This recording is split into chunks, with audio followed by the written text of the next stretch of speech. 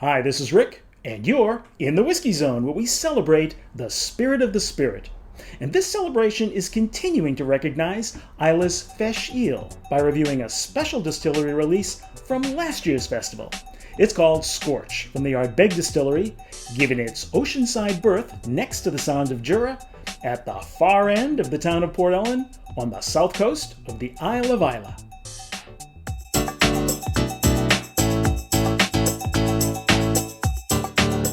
The Islay Festival of Music and Malt, known in Gaelic as Fèis Ìle, is a 10-day gathering of mostly whiskey fans from around the world, with each distillery on the island having the opportunity to showcase their spirits.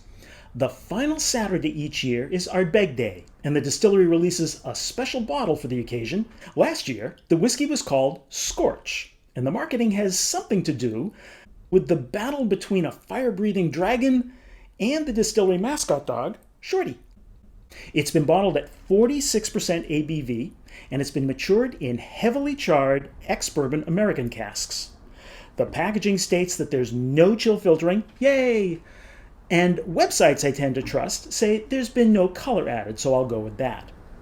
It's got a healthy, medium yellow gold color to it, and nice oil. I'm seeing great long, slow legs running down the side of the glass.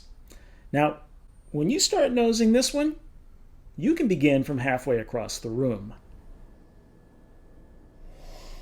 When I first stick my nose in here, look, it's impossible not to recognize this as an Ardbeg whiskey. Initially, there's a peat nose for me. Medicinal. Band-Aids. There's a decent mix between sweetness and brine. Like, if you had an ocean full of caramel sauce, minus the stickiness, this is an ocean I would swim in. Mothballs. Christmas wreaths. And maybe some eucalyptus. So now, it's time for the tasting. With this whiskey, there's no way to completely overlook that first taste, but I'll try taking its effects into consideration. This is an ashtray that's been dipped in a creosote bath. Wow. Pine cones. Salty licorice. And burnt brown sugar. Now, this one's way too in your face not to add water. So that's what I'm going to do. With water, there's a slight, and I mean slight, sweetness opening up. I'm getting lavender. It mutes the smoke a bit, but if you've ever driven through a burn zone a week later, it's still a burn zone. But I'm also picking up a little malt flavor now. The finish is very long. Spice and brine and pepper and cigarette ash.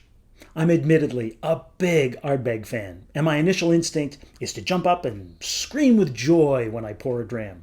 And while I certainly appreciate the smoke and peat here, which is why I buy Ardbeg in the first place, I wanted to find that treasure trove of flavors jumping out at me from underneath, and they were buried here.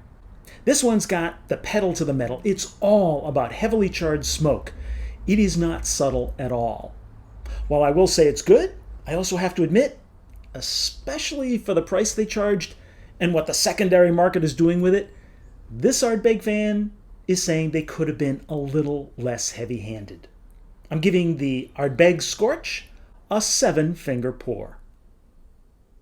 I hope you got something useful out of this review of the Ardbeg Scorch. If you'd like more details on my review, please visit thewhiskeyzone.com.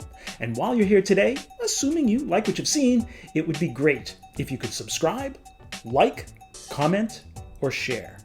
So until next time, please drink smart, stay safe, and we'll see you again in the Whiskey Zone.